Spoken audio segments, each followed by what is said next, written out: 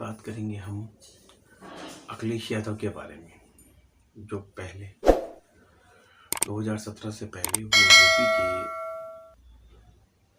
मुख्यमंत्री रहे, जो अपने पिता के आशीर्वाद से बने मुख्यमंत्री थे। परिवारवाद। इन्होंने एक बात कही थी कि मुसलमान की लड़कियां हमारी बहन हैं, और मुझे एक बात समझ में नहीं आई कि ये कहना क्या चाहते हैं। वहाँ और भी तो समुदाय थे जिनके बारे में ये बात करनी चाहिए थी कि मैं समाजवाद हूँ, मेरे लिए सब समान है, मगर इन्होंने ये नहीं कहा। इन्होंने कहा सिर्फ मुसलमान की लड़कियां ही मेरी बहनें हैं, तो बाकी वहाँ बौद्ध भी है, जैन भी है, सिख भी है और ईसाई भी को 3 4 5 धर्म और भी होंगे वहाँ पे। वो इनके मायने में नहीं रखते। हिंदू तो इन्होंने बिल्कुल त्याग दिया है, और बाद में यादवों के कंधों पे हाथ रखकर ये कहते हैं हम यूपी में सरकार बनाएंगे। मुझे समझ में नहीं आता कि यूपी में सरकार कैसे बनाएंगे आपको तो सिर्फ मुसलमानों की वोट चाहिए, और अब मुसलमानों की वोट चाहिए तो मुसलमानों से आप वोट मांगकर अपनी सरकार बनाना चाहते हैं। हिंदुओं से आपको वोट चाहिए नहीं, जैन से आपको वोट चाहिए नहीं, बौद्ध से आपको वोट चाहिए नहीं, और बचा ईसाई तो उससे तो बिल्कुल ही नहीं चाहिए। और फिर कहते हैं हम समाजवादी हैं। समाजवाद का मतलब ये होता है अखिलेश जी कि हर धर्म को मानकर आगे चलना।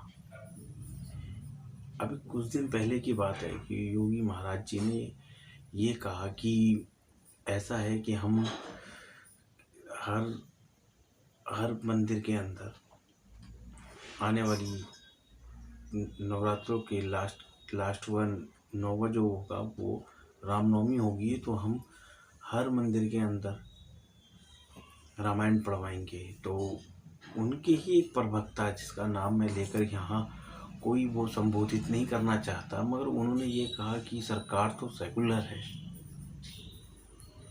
अब मैं उस प्रवक्ता से एक सवाल पूछना चाहता हूँ, तो फिर ये जो आप लोग बैठकर बिरयानी खाते थे वो क्या था? इफ्तार पार्टी के नाम पे वो मुलायम सिंह के श्राद्ध की खाते थे या अपने बाप दादाओं का श्राद्ध खाते थे? ये तो ये नहीं कहेंगे। तब सेकुलरिज्म ठीक था। आज अगर योगी बाबा ने ये कह दिया कि क्या नाम है कि हर रामनवमी पर रामायण बजेगी हर बड़े मंदिर के अंदर, तो इनके पेट में खोलबड़े उठ गए। क्यों भाई? यूपी के अंदर भी सबसे बड़ा हिंदू समाज रहता है जो इस चीज को एक्सेप्ट करता है, मगर इनको तकलीफ। इनके एक और है क्या नाम है उनका, भदौड़िया। उसका तो बंदे का तो मुझे समझ में ही नहीं आता। वो ऐसा कुर्सी पे बैठकर ऐसे उछलता है जैसे किसी बवासीर की बीमारी हो। अगर भैया बवासीर की बीमारी है तो उसका इलाज करा। उसके तो 2 ही इलाज है, एक तो वो, दूसरा वो। तो उनका इलाज कराना जरूरी है। अजीब ये मेंटली अलग लेवल है उसका, तो समझ में नहीं आता। ऐसे बोलेगा जैसे कि खत्म, कि इसे रोको ही मत, इसके दर्द बहुत तगड़ा उठा है। ये हाल है अनुराग भदौड़िया का।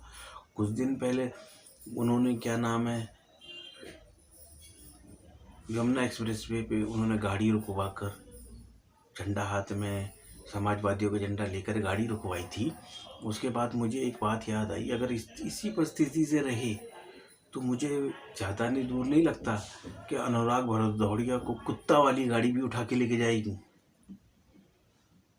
ये भी हो सकता है। तो अनुराग भदौड़िया से मैं रिक्वेस्ट करना चाहता हूँ कि आप जब भी बात कीजिए आराम से बात कीजिए, समाजवाद की बात कीजिए, करने के लिए मना नहीं है। मुझे एक बात ज़रूर समझा दीजिए, यूपी के अंदर आज जो कानून व्यवस्था है, लॉ एंड ऑर्डर है, वो कितना अच्छा है।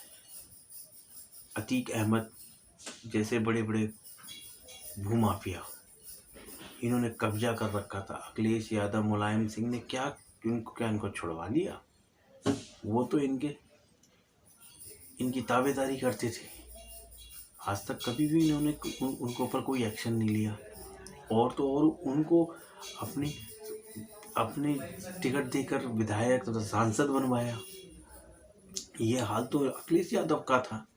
अखिलेश यादव भी इस बात को नहीं भूल जाते हैं, कभी भी ये बात को नहीं कहते।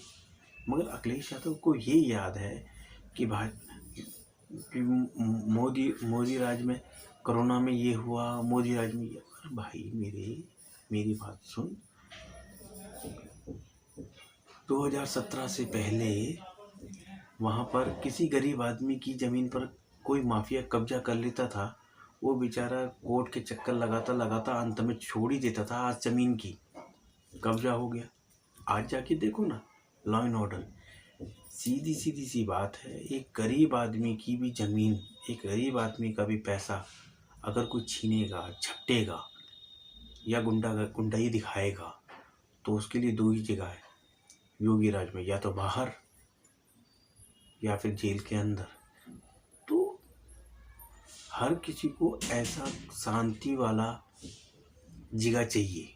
अगर आप दे सकते थे तो आपकी सरकार बनी रहती। आज आप हर वक्त चिल्लाते रहते हैं कि योगी राज में ये हो रहा है, योगी राज में ये हो रहा है, ऑन द स्पॉट गोली चल रही है। अरे तुम्हारे राज में तो गुंडे सरकार में रहा करते थे, तो गोली चलाने की ज़रूरत क्या है।